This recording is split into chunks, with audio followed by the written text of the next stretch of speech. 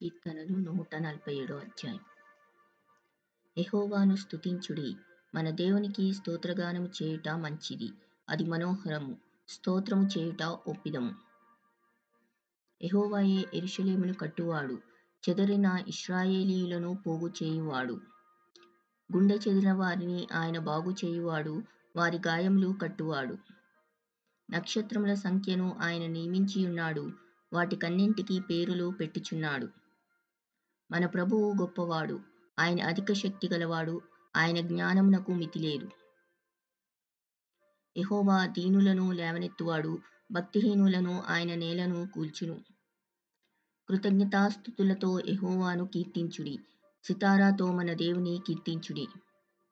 ఆయన ఆకాశమును మేఘములతో కప్పువాడు, భూమి కొరకు వర్షము సిద్ధపరచువాడు, పర్వతముల మీద గడ్డి మొలిపించువాడు. పశువులకును అరచుచుండు పిల్లకాకులకును ఆయన ఆహారమిచ్చువాడు. గుర్రముల బలమునందు ఆయన సంతోషించడు, నరుల కాలి సత్తువయందు ఆయన ఆనందించడు. తన యందు భయభక్తులు గలవారి యందు, తన కృప కొరకు కనిపెట్టు వారి యందు యెహోవా ఆనందించువాడై ఉన్నాడు. యెరూషలేమా, యెహోవాను కొనియాడుము, సీయోను, నీ దేవుని కొనియాడుము. ఆయన నీ గుమ్మముల గడియలు బలపరిచియున్నాడు, నీ మధ్యను నీ పిల్లలను ఆశీర్వదించియున్నాడు. నీ సరిహద్దులలో సమాధానం కలుగచేయువాడు ఆయనే, మంచి గోధుమలతో నిన్ను తృప్తిపరచువాడు ఆయనే. భూమికి ఆజ్ఞనిచ్చువాడు ఆయనే, ఆయన వాక్యము బహువేగముగా పరిగెత్తును.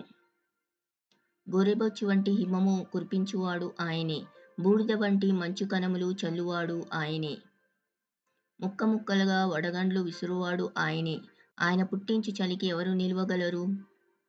ఆయన ఆజ్ఞ ఇయ్యగా అవన్నీయు కరిగిపోవును, ఆయన తన గాలి విసరిచేయగా నీళ్లు ప్రవహించును.